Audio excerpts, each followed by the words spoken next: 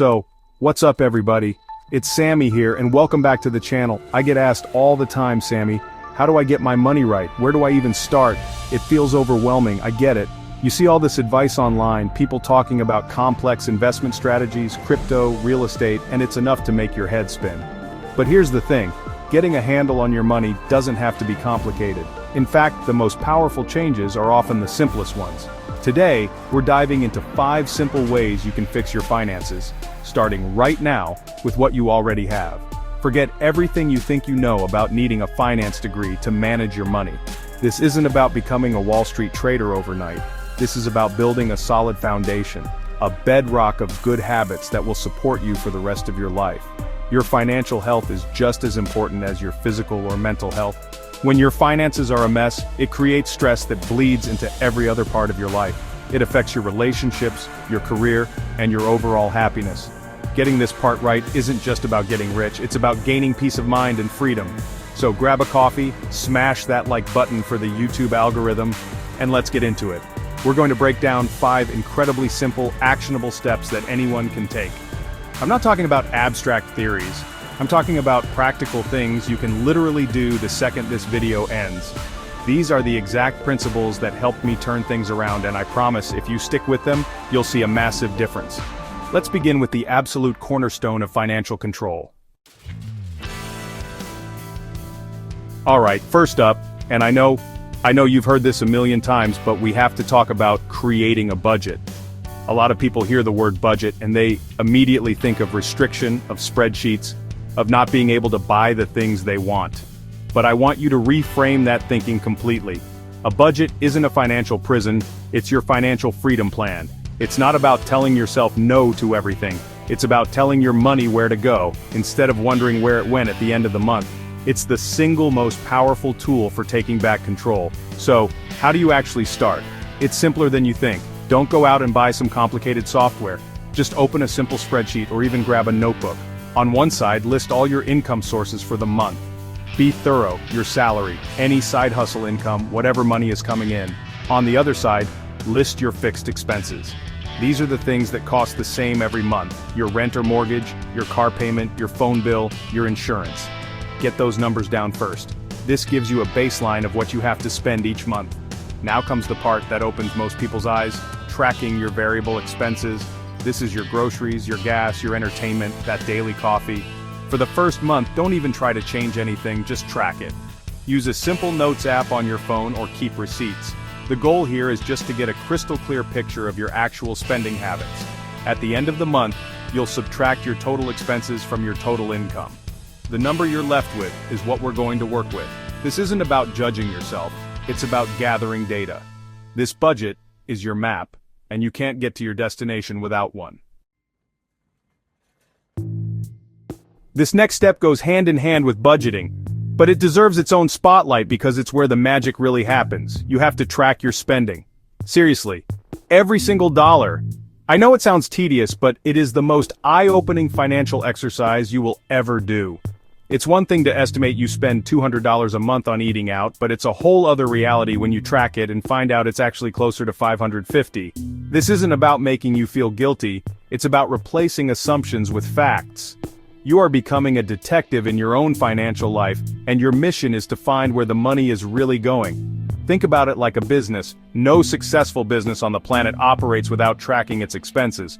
They know exactly where every penny is allocated because that's how they find inefficiencies and opportunities for profit. Your personal finances are no different. You are the CEO of You Incorporated, and you need to know your numbers. The good news is, technology makes this incredibly easy. There are tons of apps out there like Mint, YNAB. You need a budget or personal capital that you can link to your bank accounts, and they categorize your spending for you automatically. It takes maybe 10 minutes to set up. If you're not a fan of apps, a simple spreadsheet works just as well. At the end of each day, take 5 minutes to log what you spent. That $5 coffee, that $15 lunch, that $30 Amazon purchase. It all adds up. The goal for the first month or two is simply awareness. You'll start to see patterns you never noticed before. You'll identify the spending leaks, those small, frequent purchases that drain your account without you even realizing it. Once you see where the money is going, you can start making conscious decisions about whether that spending aligns with your actual goals. This isn't restriction, it's intentionality. Okay, let's talk about something that will help you sleep better at night: building an emergency fund. So, what is it? Honestly, it's exactly what it sounds like. It's a stash of cash, set aside in a separate savings account, that you only touch for true emergencies. I'm not talking about a surprise sale on a new TV or anything like that. I'm talking about your car breaking down, a sudden job loss, an unexpected medical bill, or, a leaky roof. Life is unpredictable, and these things will happen sooner or later. An emergency fund is the buffer that stands between you and financial disaster when they do. It's your financial fire extinguisher. Now, without an emergency fund, what happens when disaster strikes? You're forced to go into debt. You swipe a credit card, you take out a high-interest personal loan, or worse, you might have to borrow money from family or friends. This one event can totally derail your financial progress for years, trapping you in a cycle of debt that's incredibly difficult to escape. Your emergency fund is what breaks that cycle. It turns a potential catastrophe into a manageable inconvenience. It gives you options and breathing room so you can handle the problem without torching your entire financial future in the process. So, how much do you actually need? The standard advice is to save 3 to 6 months worth of essential living expenses. Now don't let that number scare you. Seriously, you don't have to get there overnight. The most important thing is to just start. Your first goal should be to save $1,000. Just focus on that. Cut back where you can, maybe sell some stuff you don't need, and throw every extra dollar at this goal. Once you hit that $1,000, you'll already feel a huge weight lifted off your shoulders. Then, you can continue building it up over time until you reach that 3 to 6 month target, and keep this money in a high-yield savings account where it's separate from your checking but still easily accessible. Now that you have a small emergency fund started, it's time to go on the offensive. We need to talk about destroying your high-interest debt. I'm talking specifically about things like credit card debt, payday loans, or any personal loan with a double-digit interest rate. This type of debt is a financial cancer. It is actively working against you every single day. While you're trying to save and get ahead, that 18%, 22%, or even 29% interest is quietly eating away at your progress.